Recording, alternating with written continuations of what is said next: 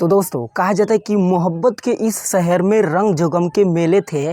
मोहब्बत के इस शहर में रंग जोगम के मेले थे और बायोलॉजी के इस टॉपिक में हम अकेले थे। तो आज के बाद इस वीडियो को देखने के बाद आप इस टॉपिक में अकेले नहीं मास्टर बन जाइएगा, क्योंकि बेसिकली हर बच्चे को की संरचना और नेफ्रॉन की संरचना समझने में काफ़ी दिक्कतें आती है। उसी दिक्कत को दूर करने के लिए और आपको अकेले नहीं रहने देने के लिए हमने पूरे डायग्राम को बना के लाया है, ताकि हर एक कंसेप्ट को क्लियरिटी कर दें हम। ठीक है, तो अंत तक बने रहिएगा, क्योंकि इस टॉपिक में आप एकदम मास्टर बन जाइएगा। और रंग जोगम के मेले में अकेले थे ना, तो अकेले नहीं रहिएगा। शुरू करते इस टॉपिक को, धड़ाम दे।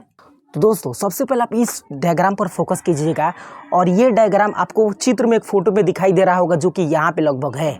तो ये एग्जैक्टली यहाँ पे होता है, जिसमें दो साइड में किडनी लटकी होती है, कुछ इस तरह से। ठीक है, देखिए जब स्पेशल किसी टॉपिक के बारे में समझते हैं ना, तो उसका एक स्पेशल नाम होता है। जैसे कि किडनी के बारे में पढ़ने वाले हैं, तो किडनी जो होती है ना, एक कोशिका से बनी होती है, एक ही तरह की कोशिका से, जिसको हम नेफ्रॉन नाम देते हैं। क्या देते हैं नाम? नेफ्रॉन। ठीक है, क्या नाम देते हैं? नेफ्रॉन। इसका मतलब कि ये जो दोनों किडनी है ना, ये नेफ्रॉन से बना हुआ है, और नेफ्रॉन का संरचना कुछ ऐसे दिखता है। इसका मतलब हम बोल सकते हैं कि किडनी की संरचनात्मक और क्रियात्मक इकाई को ही नेफ्रॉन कहा जाता है। क्या कहा जाता है? नेफ्रॉन। तो अगर हम इस टॉपिक के बारे में स्पेशल पढ़ रहे हैं, तो इसका मतलब कि किडनी के बारे में अध्ययन कर रहे हैं, और किडनी के बारे में अध्ययन करना कहलाता है नेफ्रोलॉजी। क्या कहलाता है? नेफ्रोलॉजी। देखिए नेफ्रोलॉजी नेफ्रॉन से संबंधित है। जैसे मस्तिष्क के बारे में अध्ययन करना न्यूरोलॉजी कहलाता है, और न्यूरोलॉजी जो है ना, न्यूरॉन से संबंधित है। समझ रहे हैं? तो नेफ्रोलॉजी यानी ब्रिक या किडनी का अध्ययन करना होगा। तो इसका मतलब कि इसका भी तो कोई स्पेशलिस्ट डॉक्टर होगा, जो किडनी से संबंधित रोग को इलाज करता है, यानी स्पेशलिस्ट जिसको बोल सकते हैं। तो किडनी के स्पेशलिस्ट डॉक्टर को नेफ्रोलॉजिस्ट कहा जाता है। ठीक है, नेफ्रोलॉजिस्ट, नफरतलॉजिस्ट ना। इसका मतलब कि अगर आपको किडनी से संबंधित कोई प्रॉब्लम है, ठीक है, तो किडनी से संबंधित कोई प्रॉब्लम है, तो उससे स्थिति में हम नेफ्रोलॉजिस्ट डॉक्टर के पास जाएंगे, जो ब्रिक या किडनी का स्पेशलिस्ट होता है। ठीक है, अब यहाँ पे समझते हैं कि देखिए ये दो ब्रिक यानी एक जोड़ा ब्रिक हर एक व्यक्ति के शरीर में पाया जाता है, एगो नहीं होता है। और ये दोनों लगभग सेम के बीज के आकार के होते हैं। जैसा कि सेम का बीज आपको यहाँ पे दिख रहा है, जस्ट ऐसा ही होता है, इसके जैसा ही इसकी संरचना होता है, और ये संख्या में दो होता है, दाएं बाएं होता है।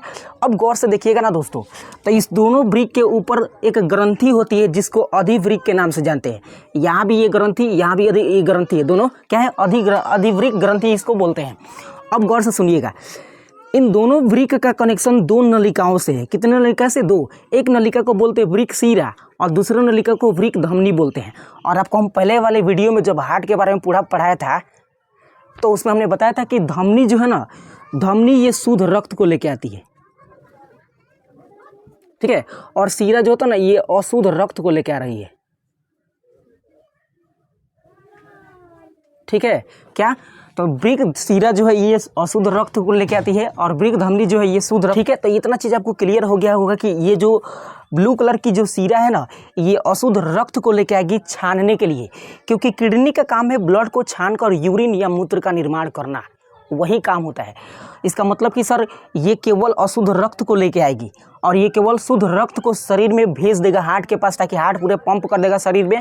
तो गौर से सुनिएगा, अब हम कह रहे कि सर वृक्क शिरा जो है ये अशुद्ध रक्त को लेके आएगी। कहाँ बा? इस शिरा में। तो अशुद्ध रक्त को लेके आएगी, तो कुछ शिरा इधर से निकल के गया है इस ब्रिक में या किडनी में, और कुछ सिरा इसमें निकल के गया है। हरा वाले की बात करें, लालका तो दोनों में है, यानी लालका और हरियर का दोनों के दोनों किडनी में है। इसका मतलब कि इस सिरा से जो अशुद्ध रक्त आएगा वो इस किडनी में भी जाएगा, इसमें भी जाएगा, क्योंकि यहाँ पे हरा उस साइड में दिखाया है और यहाँ भी हरा है।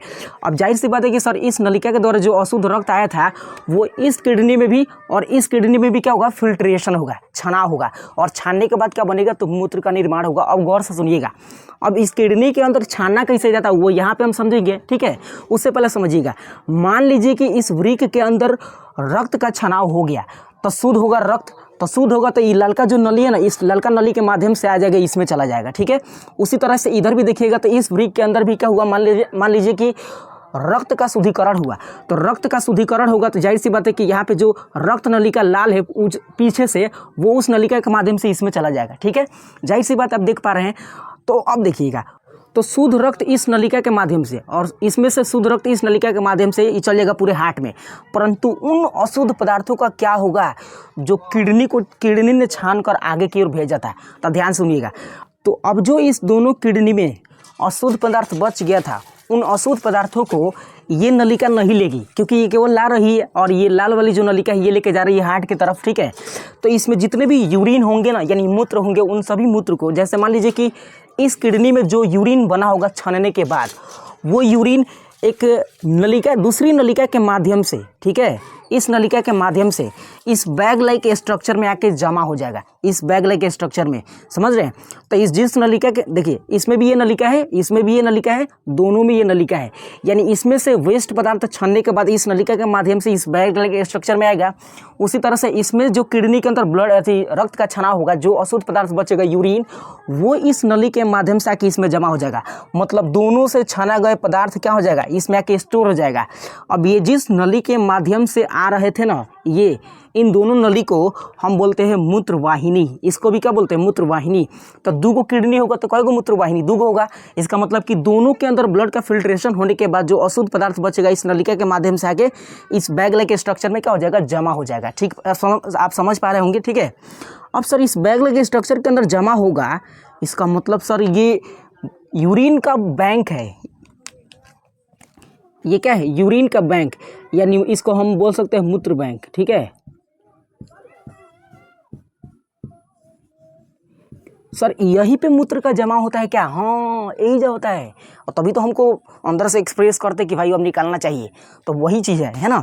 तो इस बैग लाइक स्ट्रक्चर को हम बोलते हैं मूत्राशय। क्या बोलते हैं, मूत्राशय, या इसको इंग्लिश में यूरिनरी ब्लैडर कहा जाता है। समझ पा रहे हो, IU5, ठीक है। अब देखिए इस बैग लाइक स्ट्रक्चर की जो क्षमता है ना, लगभग 250 से 300 ml है,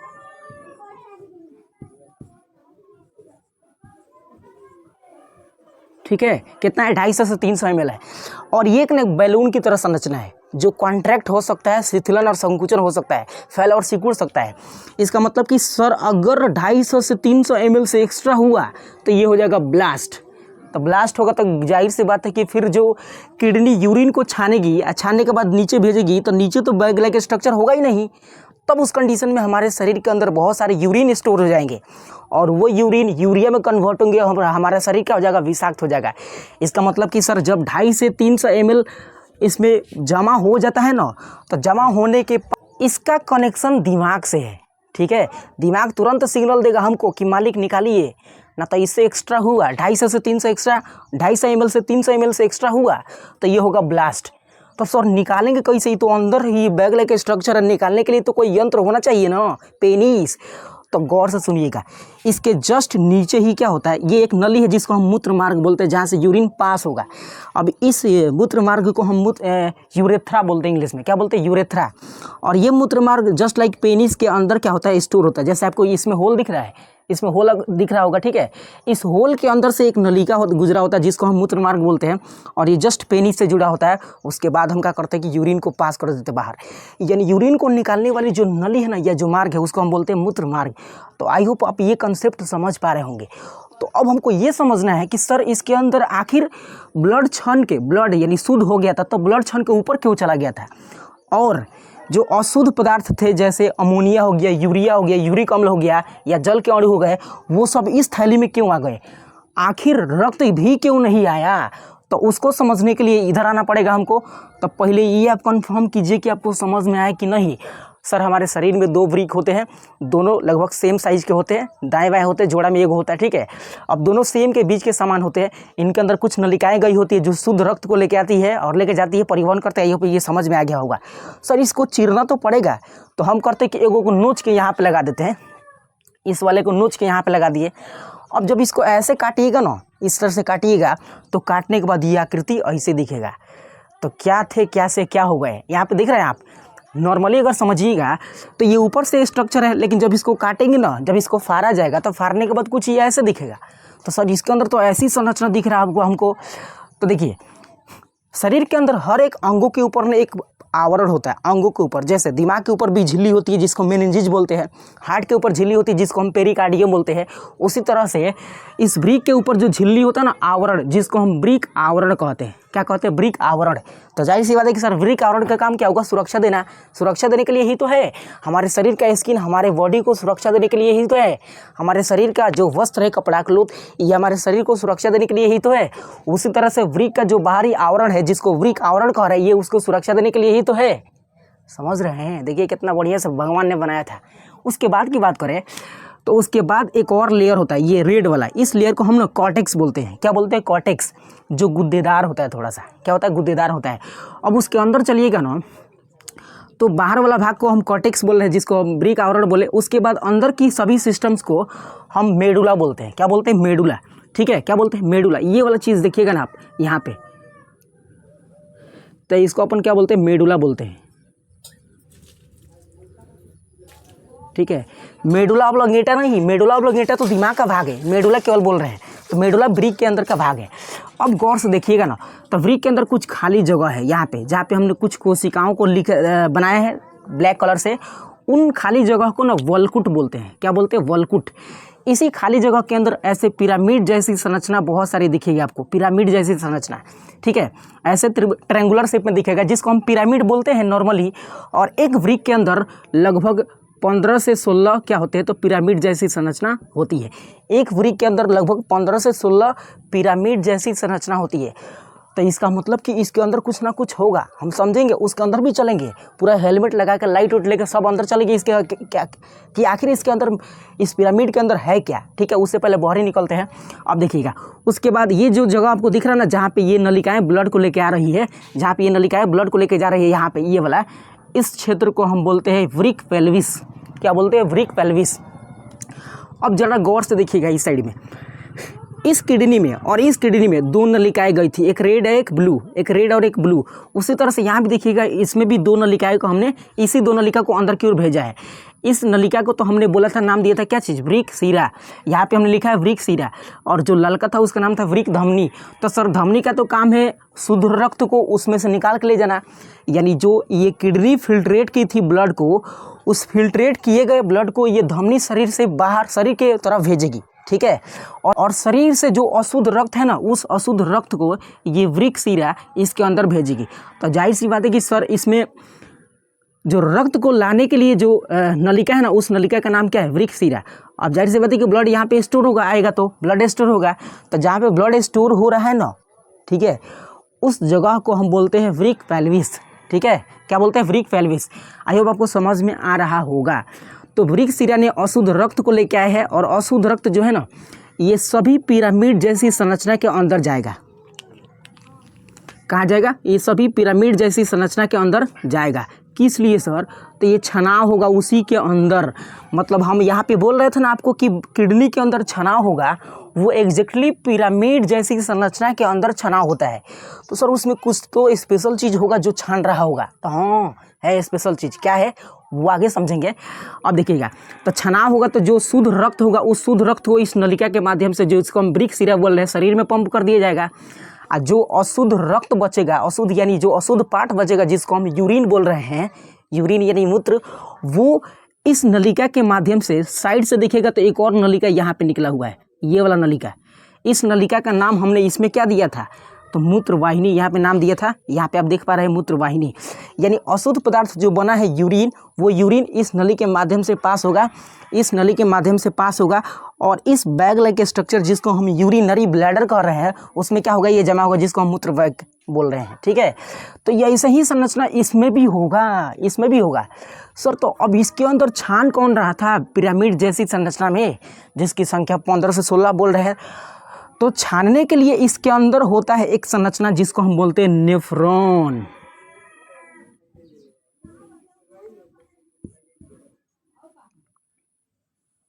क्या बोलते हैं, नेफ्रॉन। और ये नेफ्रॉन कुछ ऐसे होता है। ठीक है, यह किडनी का संरचनात्मक और क्रियात्मक इकाई, इसी से यह बिल्डिंग खड़ा है, इसलिए हम अड़े हैं, समझ रहे हैं। अन्यथा ये अगर बिल्डिंग का जो बेस है ना, ये ढह जाएगा तो पूरा ही ढह जाएगा, उसके बाद हम ढह जाएंगे, आप भी ढह जाइएगा। ठीक है, तो याद रखिएगा, इस वृक्क के अंदर ना, ये वृक्क के अंदर जो नेफ्रॉन, वृक्क के अंदर जो पिरामिड वाला संरचना होता है, भाग होता है, इसी के अंदर ऐसे संरचना होता है। इसका मतलब कि सर इसको तो पढ़ना एकदम इम्पोर्टेंस है। ये बेस है किसका, किडनी का। ठीक है, तो यहाँ पे चलते हैं अब हम लोग। अब यहाँ पे चलेंगे तो देखिएगा ध्यान से ना, तो इसमें एक कटोरा जैसी संरचना है, ये वाला, ये कटोरा आपको दिख रहा है, ये कटोरा, इस कटोरा को ना हम बोलते हैं वुमेन संपुट। क्या बोलते हैं दोस्तों? इस कटोरा को हम बोलते हैं वुमेन संपुट। इस वुमेन संपुट में क्या क्या संरचना, गौर से सुनिएगा। इसमें ना 2 नलिकाएं हैं यहाँ पे। एक नलिका को धमनी, वही नलिका बोल सकते हैं, रक्त नलिका। एक का नाम है अभिवाही धमनी और दूसरे का नाम है अपवाही धमनी। ये 2 नलिका है सर। तो ये 2 नलिका है तो है काम का करेगी, तो गौर से सुनिएगा। देखिए अभिवाही धमनी जो है ना, अभिवाही धमनी का कनेक्शन होता है इससे, इस ग्रिड वाली संरचना से, जिसको हम सीरा बोल रहे हैं। क्योंकि अभिवाही धमनी जो है ना, ये अशुद्ध रक्त को इसमें लेके आती है। किसमें? इस वोमेन संपुट में, जिसको हम कटोरा वाला संरचना बोल रहे थे ना, इस वोमेन संपुट के अंदर ये अभिवाही धमनी अशुद्ध रक्त को लेके आती है। ठीक है, अब गौर से देखिएगा ना, तो इसमें ना एक छानना जैसे संरचना है। छानना जैसे कि चाय हम लोग छानते हैं ना बना के चाय, तो वैसे ही संरचना आपको यहाँ पे दिख रहा होगा वोमेन संपुट के अंदर। इस छानने वाली संरचना को हम बोलते हैं ग्लोमेरुलस। क्या बोलते हैं? ग्लोमेरुलस। यानी ग्लोमेरुलस का काम क्या है? तो जो अभिवाही धमनी अशुद्ध रक्त को लेके आ रही है उसका छानाव करेगी, फिल्ट्रेट करेगी, उसको फिल्ट्रेट करेगी। तो फिल्ट्रेट करेगी तो जाहिर सी बात है कि सर इसमें जो छोटे छोटे कण होंगे, काफ़ी छोटे छोटे कण होंगे उस अशुद्ध रक्त में, वो अशुद्ध रक्त के छोटे छोटे कण छान के नीचे चले जाएंगे। कहाँ जाएंगे? नीचे। ठीक है, और बाकी जो बड़े बड़े कण होंगे वो इसमें रहेंगे और वो इस धमनी के माध्यम से चले जाएंगे। किस धमनी के माध्यम से? तो जिसको हम बोल रहे हैं अपवाही धमनी। इसका मतलब कि सर ये हमको कंफर्म हो गया कि अभिवाही धमनी अशुद्ध रक्त को लेके आती है वोमेन संपुट में, जहाँ पे ग्लोमेरुलस छान देता है। और छाने का तो जो बड़े बड़े कण होंगे वो नहीं छनाएंगे और छोटका कण छना जाएंगे। तो जो नहीं छनाएंगे ना, उनको कौन भेज देगा ऊपर? तो अपवाही धमनी। जैसे हम चाय बनाने के बाद छानते हैं ना चाय को, तो चाय क्या है? चाय का जो छनावटवा जो है, आपको यहाँ पे दिख रहा भी होगा, ये वाला जो छनाटा है, इस छनाटा को हम बोलते हैं वुमेन संपुट, जिसमें जाली जैसी संरचना है जो छानने के लिए जिम्मेवार है। उस जाली जैसी संरचना को क्या बोलते हैं? ये जाली जैसी संरचना जो, इसको क्या बोल रहे हैं? तो इसको बोल रहे हैं ग्लोमेरुलस। अभी छानेगी तो जाहिर सी बात है जो छोटे छोटे कण होंगे उनको नीचे जाने देगी, जो बड़े कण होंगे उसको ऊपर जाने देगी। इसका मतलब कि सर जो छान के नीचे चला जाएगा ना, उस छने हुए जो छन के नीचे जा रहा है उसको हम बोलते हैं अशुद्ध पदार्थ। उस अशुद्ध पदार्थ में होता है यूरिया, उसमें है अमोनिया,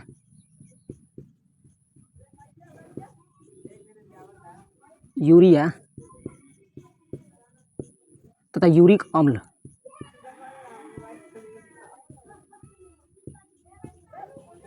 ये 3 मुख्य रूप से अपशिष्ट पदार्थ होते हैं, जिसके अंदर यूरिक पानी भी होता है, इसमें लिख देते हैं हम जल। ठीक है, तो इन 4-5 जितने भी अपशिष्ट पदार्थ होते हैं हानिकारक जो हमारे लिए होते हैं, इन सब का जो साइज होता है काफ़ी छोटा होता है। तो सर जाहिर सी बात है कि जब साइजे छोटा होगा तो इसमें तो छन के नीचे चले जाएंगे, लेकिन जिनका साइज बड़ा होगा वो छन के ऊपर आएगा, नीचे आएगा नहीं, ऊपर ही रह जाएगा। तो साइज बड़े वाले जो होते हैं उनका नाम है RBC, एक होता है WBC और एक होता है प्लेटलेट। ठीक है, ये 3 कोशिकाएं होती है जिसको हम रक्त की कोशिका बोलते हैं। इन तीनों कोशिकाओं का साइज इन सबसे बड़ा होता है। इसका मतलब कि सर जो चाय में बड़े बड़े चाय पत्ती होते हैं ना, सेम उसका भूमिका कौन? RBC, WBC और प्लेटलेट निभाते हैं, क्योंकि वो तो छना नहीं पाते हैं। लेकिन बाकी जितने भी अशुद्ध पदार्थ होते हैं, मतलब जो चाय पानी वाला होता है, चाहे उसके साथ छोटे छोटे कण होते हैं, वो सब छन के चले जाते हैं। तो इसका मतलब कि उनमें ये सब होगा, है ना। लेकिन होगा क्या ना कि RBC के अंदर भी कुछ छोटे छोटे कण होते हैं। हम जानते हैं कि सर RBC का जीवन काल 120 दिन का होता है। तो जो RBC तत्काल में अभी जन्म ली है, यानी जो 4 दिन 5 दिन या 6 दिन का होगा, उसका तो साइज छोटा होगा, हेती होगी। तो कुछ RBC यानी कुछ ब्लड के पार्टिकल्स छन के नीचे चले जाते हैं। कहाँ चले जाते हैं? नीचे चले जाते हैं। ठीक है, और बाकी सब जो बड़े बड़े होते हैं कण छन के यहाँ पर रुक जाते हैं, और ये अभी अपवाही धमनी के माध्यम से कहाँ चले जाते हैं? शरीर में चले जाते हैं। ठीक है, अब जो RBC काफ़ी छोटी छोटी थी और इस रक्त नलिका के अंदर इस बेलनाकार संरचना के अंदर आ गई थी RBC के छोटे छोटे कण, उनका फिर से रीअब्जॉर्प्शन होता है, यानी पुनः अवशोषण होता है। और जो आरबीसी यानी ब्लड के कण छन के अंदर आए थे इस नलिका में, उनको फिर से अवशोषित कर लिया जाता है। किसके द्वारा? तो इस नेफ्रॉन के द्वारा। और बाकी जो होते हैं उस सबको ऐसे ही भेज दिया जाता है। तो इसका मतलब सब समझ गए कि यहाँ पे छनाव होता है जिसमें शुद्ध पदार्थ को नीचे, जिसमें रक्त की कणिकाओं को ऊपर भेज दिया जाता है, बाकी सबको नीचे भेज दिया जाता है। तो इस वुमेन संपुट के बाद जो अगला संरचना है ये वाला, इसको हम बोलते हैं क्या चीज़? तो कुंडलित नलिका बोलते हैं, जो कुंडली के शेप में है यहाँ पे। ठीक है, उसके बाद देखिएगा तो ये कुछ ऐसे ही छनाते छनाते नीचे की तरफ जाएगा। ठीक है, यहाँ भी आएगा, ये छनाते नीचे की तरफ आएगा। ठीक है, और इस अगले भाग को हम बोलते हैं हेनले का अधिरोही चाप। देखिए, इसके बारे में सबसे पहले एक वैज्ञानिक ने बताया था जिनका नाम था हेनले। हेलने ना, हेनले। तो इसको बोलते हैं हेनले का अधिरोही चाप, यानी इसके माध्यम से नीचे जाएगा और नीचे जाने के बाद अगला जो मतलब कुंडलित संरचना है जिसका नाम है अधिरोही चाप, अधिरोधी चाप। ठीक है, हालांकि इसको हेलने का अधिरोही चाप बोला जाता है और इसको हेलने का, ठीक है, हेनले का अधिरोधी चाप बोला जाता है। तो जाहिर सी बात है कि इस नलिका के बाद अगला जो पड़ाव है, वो अगला नली है, वो ये वाला है। और इस नलिका के माध्यम से यहाँ से गुजरते हुए जाहिर सी बात है ये बड़ी सी जो नलिका है आपको दिख रहा है, इसके अंदर आके स्टोर होगा। अब ध्यान सुनिएगा, इस बड़ी सी नलिका को जो सबसे मोटी है आकार में, त्रिज्या भी इसका रेडियस जो है सबसे बड़ा है, इस नलिका को हम बोलते हैं संग्राहक नलिका। क्या बोलते हैं? संग्राहक नलिका। तो मतलब सर इसके अंदर जो भी छनाव हुआ था वो सब छनाव होने के बाद इसी संग्राहक नलिका में स्टोर होगा। अब ध्यान सुनिएगा, तो ये बड़ी सी संरचना संग्राहक नलिका है। अब साइड में भी तो कुछ छोटी छोटी यहाँ पे आपको नलिका दिख रहा होगा, तो ध्यान सुनिएगा। जैसे कि आपको यहाँ पे एक दिख रहा है ना, ये वाला, उसी तरह से इधर भी एक और होगा नेफ्रॉन, इधर एक और नेफ्रॉन होगा, इधर एक और नेफ्रॉन होगा। यानी इसी सामान्य संग्राहक नलिका में बहुत सारे नेफ्रॉन इन इकाइयों से क्या होते हैं? जुड़े होते हैं, जो सेम काम करेंगे उधर भी, और छानने के बाद इस नली में डालेंगे। और इस नली का तो कनेक्शन है किससे? तो मूत्र वाहिनी से है। किसका कनेक्शन है? किससे है? मूत्र वाहिनी से है, जो कि यहाँ पे आपको दिख रहा है, इसमें यहाँ पे आपको दिख रहा है। और ये जाहिर सी बात है कि जब छना होगा तो ये मूत्र वाहिनी के माध्यम से जाके कहाँ होगा? जमा। तो ये इस बैग लगे स्ट्रक्चर में जाकर जमा होगा, जिसको हम मूत्राशय बोल रहे हैं। और इसके बाद पेनिस होता है, पेनिस से निकलेगा बाहर। ठीक है, तो आई होप आप किडनी के पूरे स्ट्रक्चर को और क्रियाविधि को समझ पाए होंगे।